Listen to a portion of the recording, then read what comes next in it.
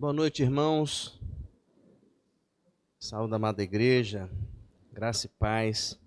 Eu quero convidar os irmãos para abrirem suas Bíblias do texto que serve de base para a nossa reflexão nessa noite. O pastor Marcos Batista, numa das vezes que esteve aqui, não sei quantos irmãos lembram bem da figura do pastor Marcos Batista. Ele é da igreja presbiteriana lá de Mesquita, no Rio de Janeiro.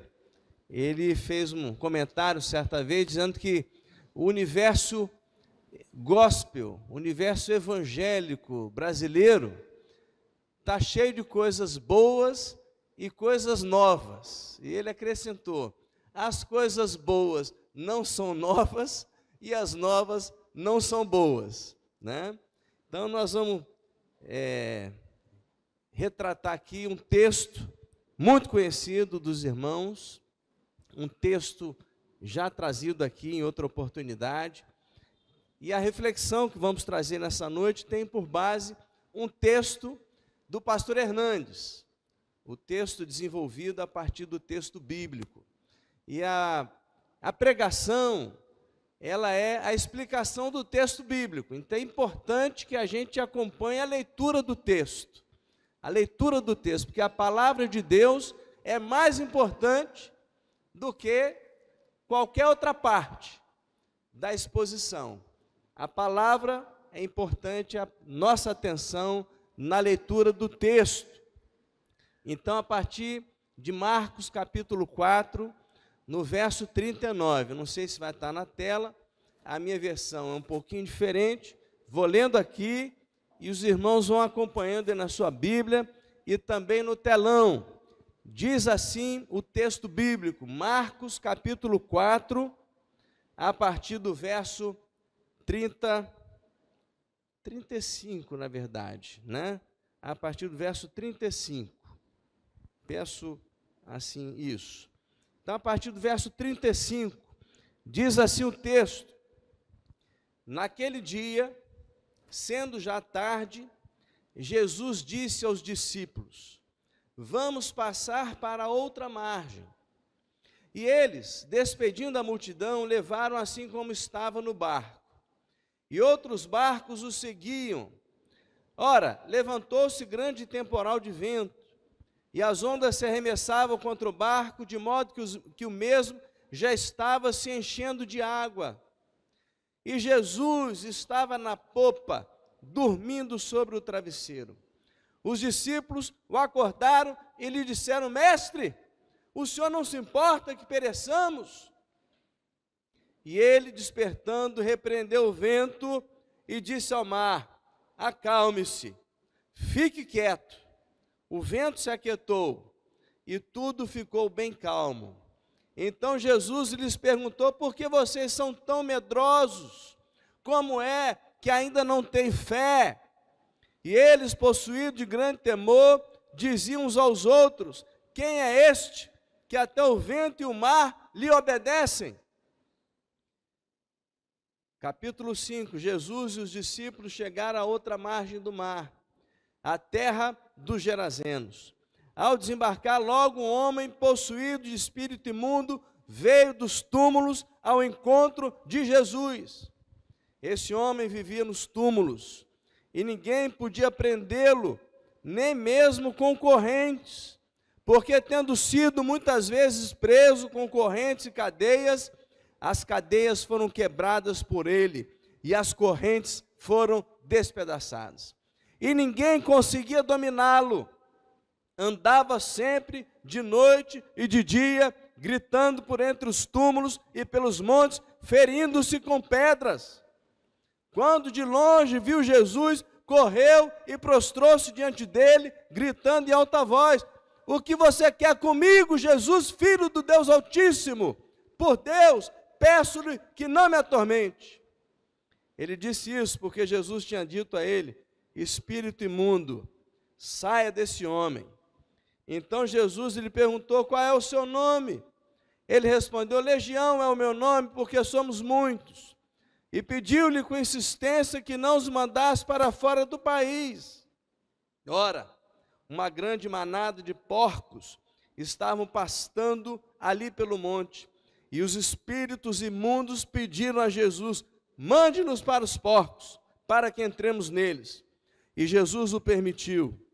Então, saindo os espíritos imundos, entraram nos porcos, e a manada, que era cerca de 2.000, precipitou-se de despenhadeiro abaixo, para dentro do mar, onde se afogaram. Os que tratavam dos porcos fugiram e foram anunciá-lo na cidade e pelos campos.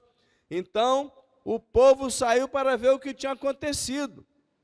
Verso 15: aproximando-se de Jesus, viram o endemoniado, o que antes estava dominado pela legião, assentado, vestido em perfeito juízo, e temeram.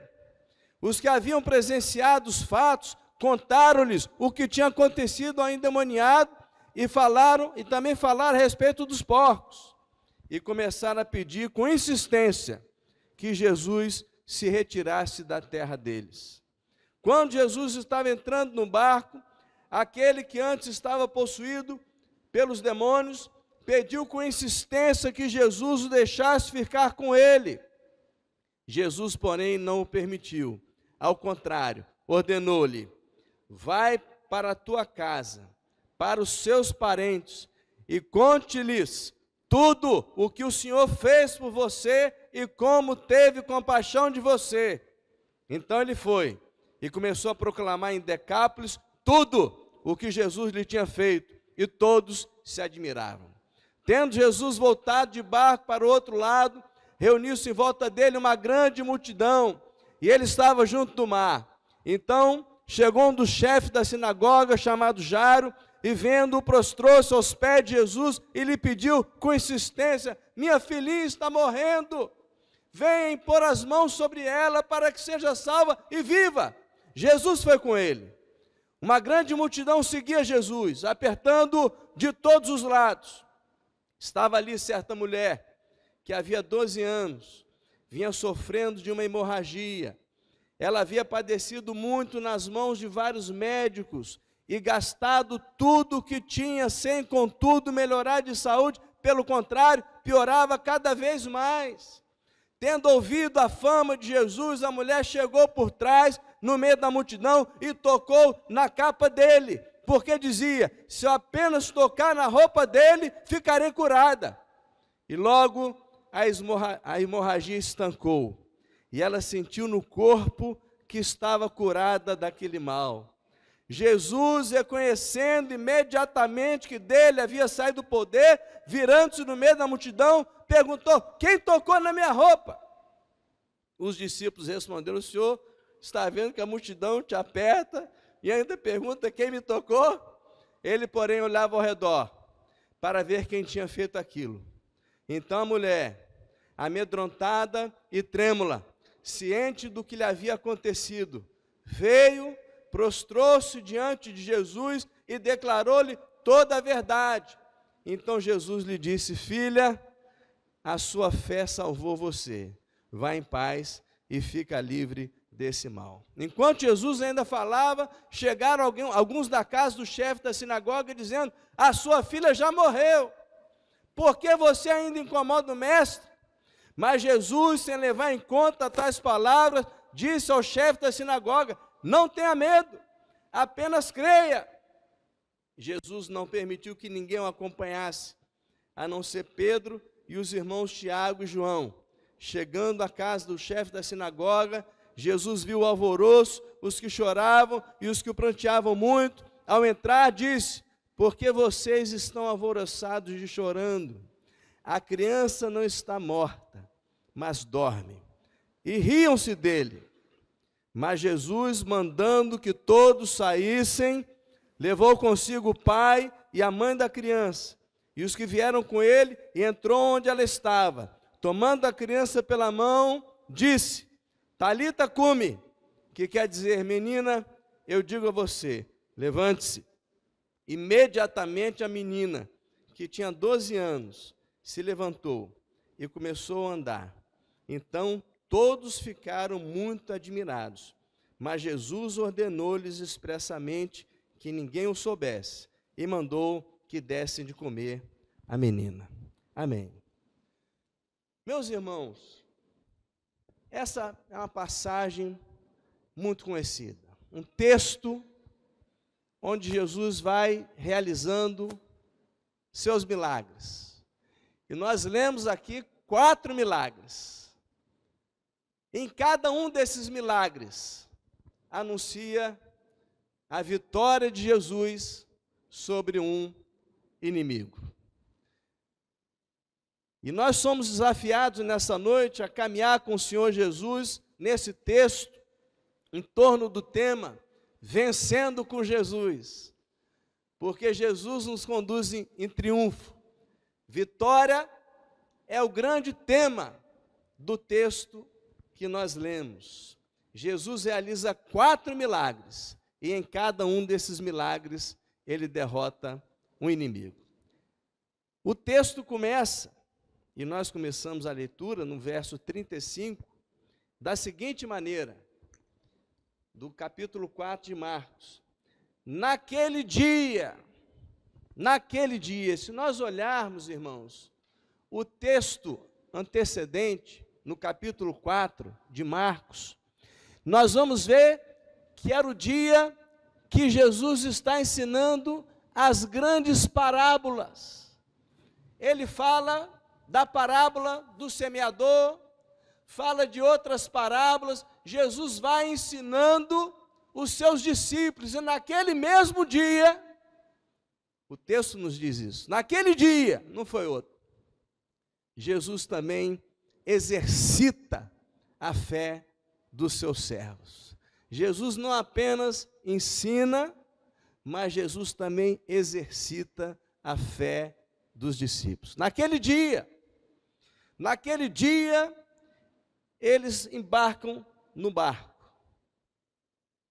E no caminho enfrentam uma situação difícil. No caminho enfrentam uma tempestade. A tempestade vem na nossa vida, porque Deus a agendou para nós enfrentarmos. Jesus, naquele dia, ensina, naquele dia, exercita de forma prática a fé dos seus servos, dos seus discípulos. As tempestades que estão fora do controle dos discípulos está debaixo da autoridade do Senhor Jesus Cristo. As tempestades que vêm da nossa vida, elas vêm porque Deus as programou para a nossa vida. E as tempestades que chegam à nossa vida, vêm, mas estão debaixo do controle de nosso Senhor. E aí a pergunta que não quer calar diante do texto, Jesus convida os irmãos para passar para outra margem. E aí nós podemos perguntar, Jesus sabia daquela tempestade, sabia ou não sabia? Sabia? Por que ele, sabendo da tempestade vindo, ele embarca a si mesmo? Será, irmãos, que o Senhor Jesus tem ciência das tempestades que muitas vezes cada um de nós enfrenta? E eles embarcaram naquele barco, e ao atravessar aquele mar, enfrentaram uma terrível tempestade. Uma terrível tempestade. Agora, interessante, no mesmo verso 35, que abriu nossa leitura, veja o que está dito aí. Naquele dia, sendo já tarde, Jesus disse aos discípulos: vamos passar para outra margem. Passemos para outra margem. E aí, irmãos, nós podemos refletir, será que Jesus, quando ele propõe àqueles discípulos atravessar para outra margem, será que a tempestade vai impedir dos irmãos chegarem na outra margem? Será que a tempestade é mais forte do que a palavra de Jesus dizendo: passemos para outra margem? O que os irmãos acham a respeito? Aqueles discípulos, meus irmãos, podiam estar tranquilos, que apesar da tempestade ser tremenda, eles tinham uma promessa para eles: passemos para outra margem. E quando Jesus promete uma coisa, Ele cumpre. Ele cumpre a sua promessa, Ele cumpre a sua palavra. Amém?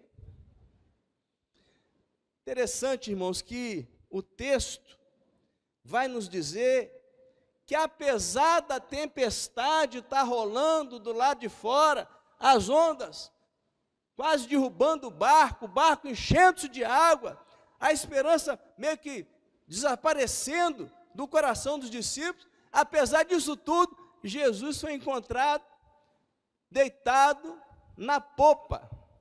A popa é a parte traseira da embarcação, a proa é a parte da frente, a popa é a parte de trás.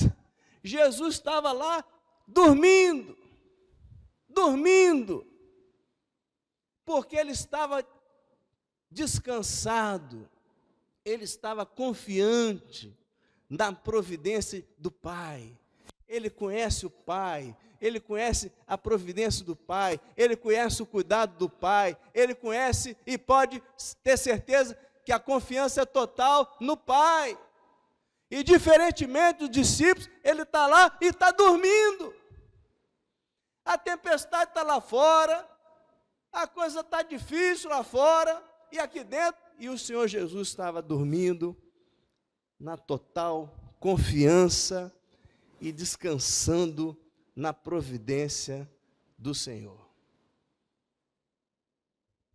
E uma outra observação interessante, meus irmãos, nesse texto, é que no verso 38, veja qual foi a reação dos discípulos, no verso 38 do capítulo 4. E Jesus estava na popa, dormindo sobre o travesseiro. Os discípulos o acordaram e lhe disseram: Mestre, o Senhor não se importa que pereçamos? Mestre, o Senhor não se importa que pereçamos? Irmãos, é uma coisa muito grave isso, não é não? Aqueles discípulos estavam duvidando do cuidado do Senhor, da preocupação do Senhor para com a vida dele. Senhor, o Senhor não se importa, não? Sabe quem são esses discípulos, irmãos? Sou eu e você. Eu e você, que passamos por situações na vida e que chegamos para o Senhor e falamos: Senhor, cadê o Senhor nessa hora? O Senhor não se importa comigo, não? Irmãos, esse aqui sou eu, esse aqui é você. Quantas vezes nós fazemos isso? A coisa está ruim, está de mal a pior, e a gente chega para Deus: Senhor, o Senhor não se importa comigo, não? Você já se fez essa pergunta? Você já teve esse tipo de pensamento? Mas a palavra, irmãos, nos dá total convicção e certeza para afirmar o seguinte: Jesus se importa muito com cada um de nós. Ele cuida de cada um de nós. E antes de acalmar a tempestade, ele tratou com os discípulos. Antes de acalmar o mar, a tempestade, ele se dirigiu aos discípulos. Por que sois assim, tímidos? Ou na versão que foi lida: por que sois assim, tão medrosos? Como é que não tendes fé? Ele não começou dizendo: ô mar, para aí, ô vento, cala a boca. Ele não começou tratando a circunstância externa, não. Ele se dirigiu aos seus, ele tratou do coração. Porque o grande perigo, meus irmãos, da nossa vida, da nossa existência, não é o vento forte lá fora, não é a tempestade fora de nós. O grande risco do ser humano é ter um coração incrédulo batendo dentro do seu peito. Porque se ele morrer nessa condição de incredulidade, esse é o real perigo. E aí Jesus trata o coração dos discípulos.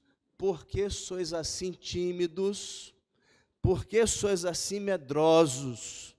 Como é que não tem fé nesse peito, nesse coração, nessa mente, nessa alma?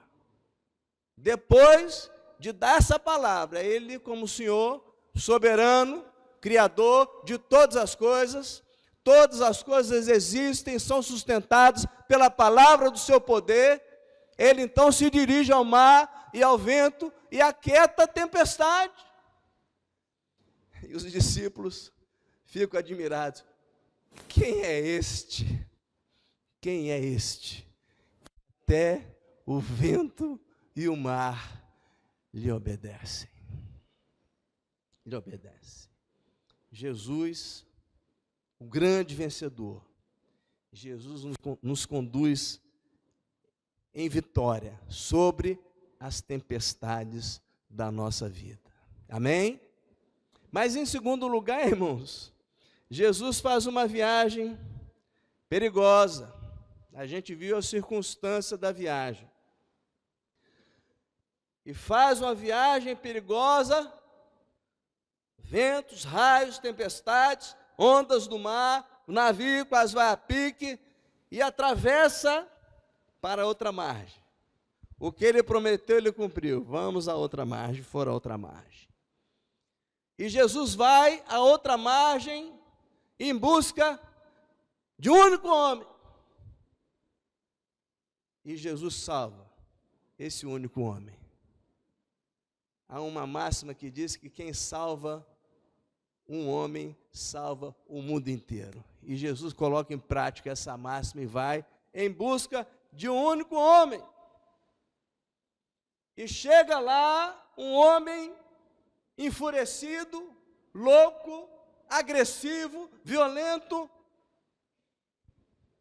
Interessante, irmãos, que nessa passagem nós percebemos aqui 3 forças tentando controlar aquele homem, segundo a leitura que nós fizemos. A primeira força que tenta controlar aquele homem é o diabo.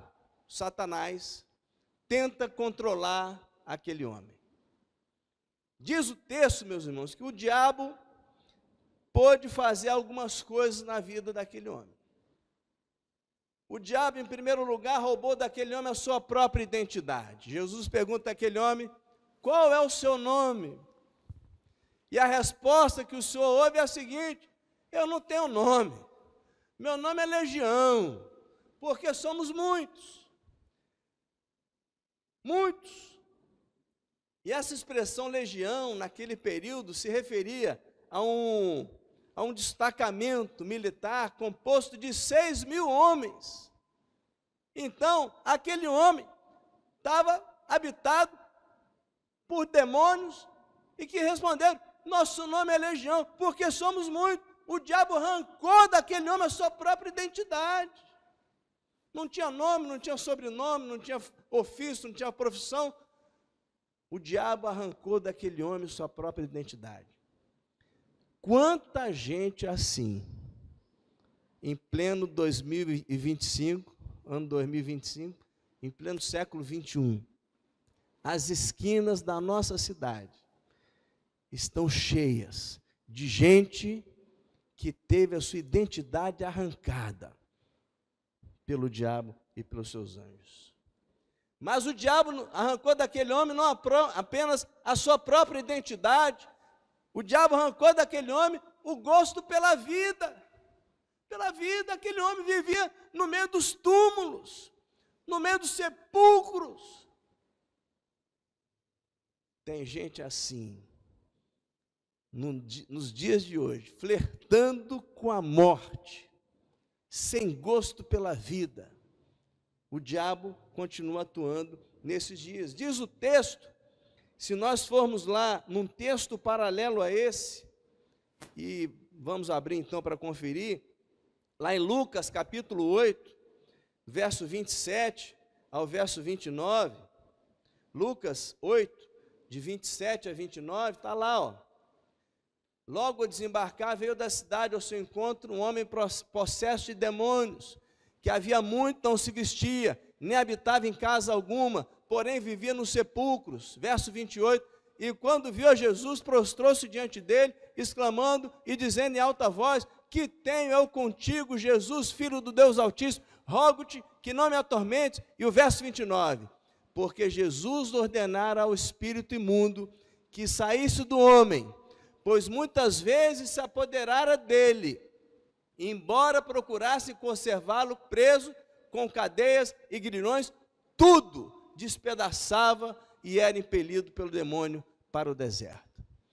O diabo também arrancou desse homem o seu contexto familiar, arrancou da sua família e o empurrou para o deserto.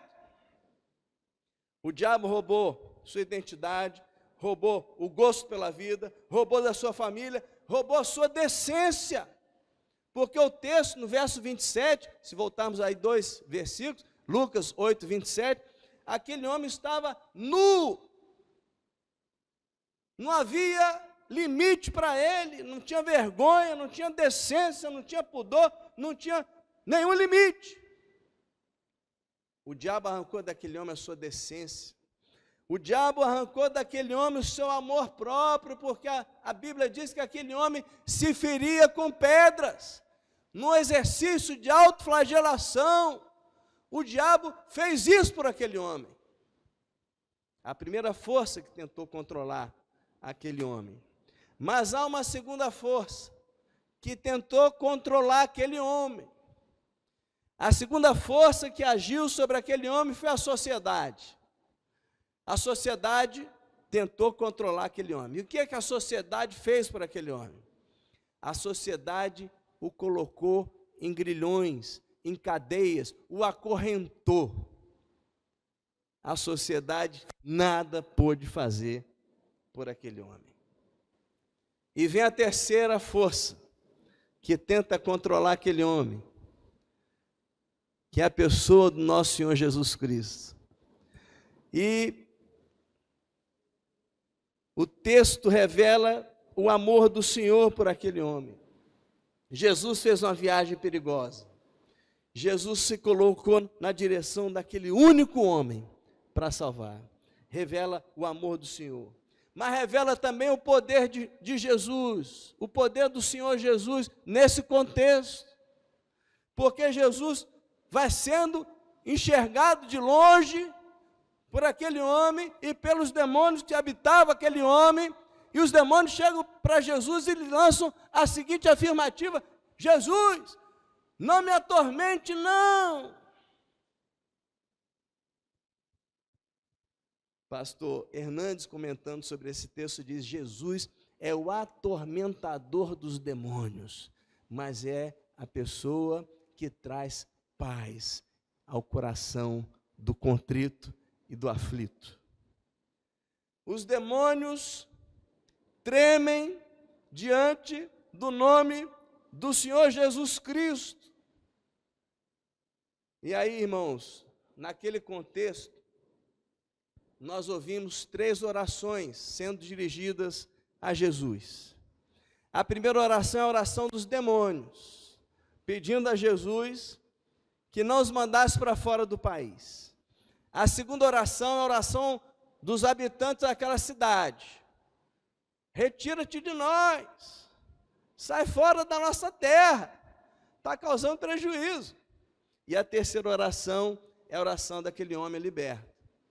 Mas vamos analisar essas 3 orações. A primeira oração, a oração dos demônios: Senhor, manda-nos para os porcos. E Jesus atende a oração dos demônios. Jesus atendeu a oração dos demônios. Jesus os mandou para os porcos. Eles só podem ir para os porcos se Jesus permitir. Se Jesus não permitir, eles não podem ir para os porcos. Jesus tem todo o poder. E ele atende essa oração, meus irmãos, desses demônios. Em primeiro lugar, para mostrar, irmãos, que a possessão demoníaca não é história da carochinha, não. Que a existência do inferno e seus anjos não é conto de ficção científica, não. Ele permite que aqueles demônios entrem naqueles porcos, e aqueles porcos, irmãos, eles são levados a se precipitar despenhadeira abaixo, porque eles preferem morrer afogados do que conviver com aquela realidade. A possessão demoníaca é uma realidade. O diabo não é uma mitologia, não é uma criação da religião, não é uma fantasia de fanáticos, não! Jesus permite que aqueles demônios sejam atendidos na sua pretensão para nos mostrar a gravidade disso.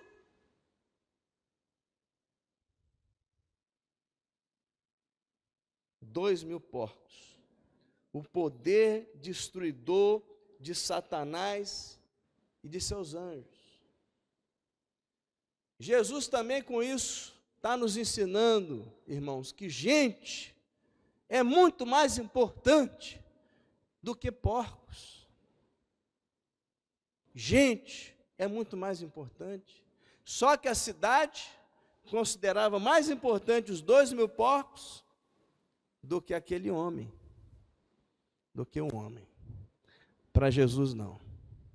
Jesus entende que gente é muito mais importante do que coisa, Em terceiro lugar, irmãos, Jesus atende a oração daqueles demônios para mostrar quem é que manda aqui, quem é que controla todas as coisas. Eles só podem ir se Jesus permitir. Se Jesus não permitir, eles não podem ir. Mesmo as hostes de Satanás estão debaixo do controle do Senhor Jesus Cristo. Jesus é Senhor de toda a situação. E Jesus promove, meus irmãos, a reintegração total daquele ser humano atormentado que vivia. O texto nos mostra isso. Jesus promove a sua reintegração mental. O texto vai nos dizer que depois do episódio ele está sentado em perfeito juízo. Jesus promove a sua reintegração física. Antes ele se feria com pedras, agora goza de saúde mental e física. Jesus promove a sua reintegração moral, agora ele está vestido. Jesus promove a sua reintegração familiar quando diz, agora você vai para os teus. E Jesus promove a sua reintegração espiritual. Ele era possesso, agora se torna missionário. Vai para os teus e conta lá tudo o que Deus fez por ti. Mas a segunda oração que nós encontramos aqui é a oração do verso 17. Vamos conferir. Marcos 5, 17. Ele atendeu a primeira oração, estava no verso 12. Marcos 5, 12. A gente viu aí, né? A oração, mande-nos para os porcos, para que entremos nele. A oração do verso 12. Agora a oração do verso 17. Olha lá. E entraram a rogar-lhe que se retirasse da terra deles. Na minha versão, e começaram a pedir com insistência que Jesus se retirasse da terra deles. Sai daqui, Jesus. Não te queremos aqui. Vai embora. E Jesus atende, irmão. Veja o verso 18. Se Jesus vai argumentar, se Jesus vai defender a sua causa, diz o verso 18. O que Jesus fez aí, irmãos? Verso 18.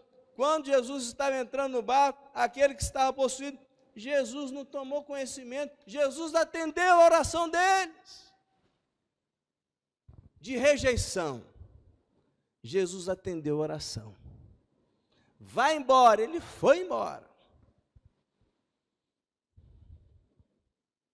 Mas há uma terceira oração. Você vê que Jesus atendeu a oração dos demônios. Manda-nos para os porcos. Vamos para os porcos. Jesus atendeu a oração de rejeição da cidade inteira. Não queremos o Senhor aqui. Tudo bem, eu estou saindo. E na mesma hora, a oração do irmão que foi curado. A oração do verso 18. Confere aí a oração do verso 18. Veja se não é uma oração. Quando Jesus estava entrando no barco, aquele que antes estava possuído pelos demônios pediu com insistência que Jesus o deixasse ficar com ele. O que diz o verso 19? Jesus, porém, não o permitiu. Interessante, irmãos. Como assim? A oração dos demônios, Jesus atendeu. A oração de rejeição, Jesus atendeu. E na mesma hora, o irmão querendo estar com Jesus, Jesus não permitiu. Sabe por quê? Porque Jesus não apenas salva a nossa alma. Jesus não apenas salva a cada um de nós, mas Jesus quer salvar toda a nossa comunidade, a começar pela nossa família. Ele nos faz missionários. Vai, você não vai ficar aqui, atrás de mim. Não, você vai para lá, para a tua família, para os teus. Anuncia lá tudo o que o Senhor fez e como teve compaixão de ti. Jesus faz de nós, de cada um de nós, um missionário. Nós vamos ter a conferência missionária, dia 13 e dia 14 aqui na igreja. Antigamente, tinha uma máxima. Alguns vão, outros financiam, outros oram. Tinha uma máxima na igreja. Agora a máxima mudou. Todos temos que ir, todos temos que financiar, todos temos que orar. É uma tarefa para todos. Muitas vezes a nossa oração é como daquele, Senhor, deixa eu ficar aqui, quietinho. Não! Jesus faz de nós, de cada um de nós, um missionário. Jesus conduz os irmãos à vitória sobre as tempestades da vida. Jesus conduz a vitória sobre os demônios, sobre o diabo e seus anjos. Mas há um terceiro inimigo aqui. Jesus está caminhando, liberta aquele homem, e no trecho ele é abordado por Jairo. Senhor, minha filhinha de 12 anos está à morte, está gravemente enferma, vem comigo. E o Senhor foi. Só que no trajeto, aquela confusão, muita gente empurra, as pessoas se acotovelando ali para estar perto do Senhor. Veio uma mulher, segurou na capa. Na minha versão está na capa, ou na outra versão, na orla da sua veste. E Jesus parou o tropel da multidão, procurando quem me tocou. Quem me tocou? Interessante, irmãos, que o contraste entre Jairo e aquela mulher também revela o amor do Senhor. Jairo era o líder da sinagoga, era um homem de prestígio social, socialmente falando, religiosamente falando, possivelmente um homem de posses, à frente de uma sinagoga, era um homem de projeção. Aquela mulher, a Bíblia não registra nem o nome dela. Uma anônima. Uma mulher que não podia ter contato social, porque a própria Bíblia, o Antigo Testamento, a lei judaica, dizia que a mulher, quando está no seu período de menstruação, não podia ter relacionamento social algum. E se alguma pessoa encostasse nela naquele período, ficava imundo. Então, era um tempo que ela tinha que se afastar de todo mundo. E aquela mulher conviveu com aquilo durante 12 anos. Já pensou o que é isso? 12 anos sangrando, 12 anos, ininterruptamente. Aquela mulher não podia nem agendar uma audiência com Jesus, porque não podia se aproximar. E ela aproveitou o tropel da multidão, se meteu ali e pensou: se eu apenas tocar na veste dele, ficarei curada. E aquela mulher fez isso, tocou com fé no Senhor naquele dia. Interessante, irmãos, que aquela mulher gastou todos os seus bens. Era uma mulher pobre, doente, estigmatizada, afastada da sociedade. E eu vejo, irmãos, que muitas vezes as pessoas vêm à igreja, mas poucas pessoas vêm e têm um toque especial no Senhor. Quem sabe, na noite de hoje, não é aquele toque especial do Senhor na sua vida. Você possa estar tocando o Senhor com fé no seu coração. A Bíblia diz que as abas das vestes do Senhor cobrem o templo. Por que não hoje não seja o dia de você tocar com fé, meu irmão, minha irmã, na orla do Senhor, das vestes do Senhor, um toque de fé. E aquela mulher foi curada. Jesus parou o tropel da multidão. Olha a insensibilidade dos discípulos. Senhor, o Senhor está perguntando quem tocou no Senhor? Todo mundo tocou no Senhor. Essa multidão toda aí. Não. Jesus sentiu que um toque especial. Quem me tocou? E aquela mulher, segundo o texto, tremendo, cônscia do que aconteceu nela, sem poder se esconder, falou: Senhor, eu toquei com fé no Senhor. Eu toquei com fé no Senhor. E ela foi curada, meu irmão, minha irmã. Ela foi curada do seu mal. Nós tivemos reunidos recentemente os homens lá visitando o seu Luiz de Brito, que enfrentou também um câncer, enfrentou uma enfermidade grave, e cantamos ao final aquele cântico, e Elias sempre acompanha a gente, Samuel também, outros irmãos que têm ido, cantamos aquele cântico que termina dizendo: faz um milagre em mim, como Zaqueu, né? Faz um milagre em mim. Jesus realizou o milagre na vida daquela irmã. Mas interessante, irmãos, aquela irmã foi curada, o problema estava resolvido. Por que Jesus não continuou e ficou parando para perguntar quem é que me tocou? Sabe por quê? Porque Jesus não apenas cura a nossa enfermidade, mas Ele nos dá a vida eterna. É isso que Ele faz conosco.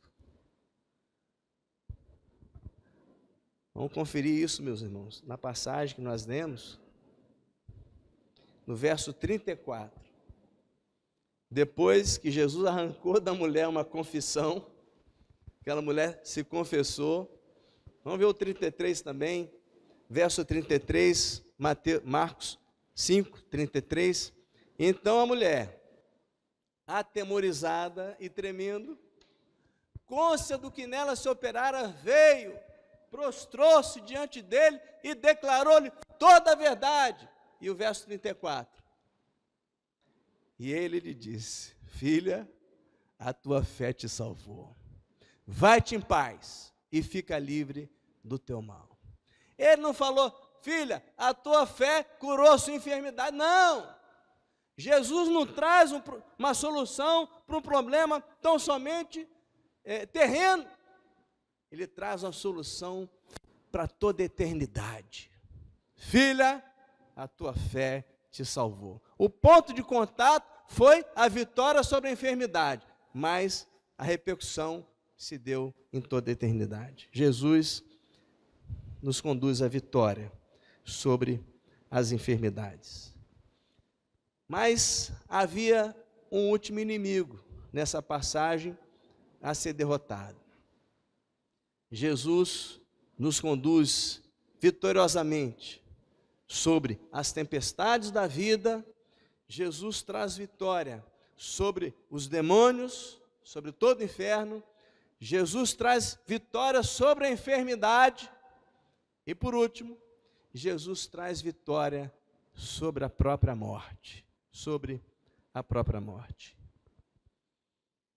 Jesus estava indo atender ao pedido de Jairo, o chefe da sinagoga.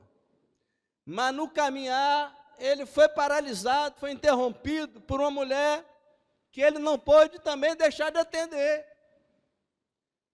Aí veio a má notícia, irmãos. Veio a má notícia. Vieram da casa de Jairo. Verso 35, Marcos 5, 35. Enquanto Jesus ainda falava, atendendo a mulher, possivelmente aquela palavra: filha, a tua fé te salvou, vai em paz e fica livre do teu mal. Ele estava falando ainda e veio a má notícia. Enquanto Jesus ainda falava, chegaram alguns da casa do chefe da sinagoga dizendo: a sua filha já morreu. Por que você ainda incomoda o mestre? Meus irmãos, o luto é uma dor muito forte. Por mais que a gente venha sendo preparado, dói muito, dói demais. Eu fico imaginando, irmãos, Jairo recebendo a notícia: a tua filha já morreu.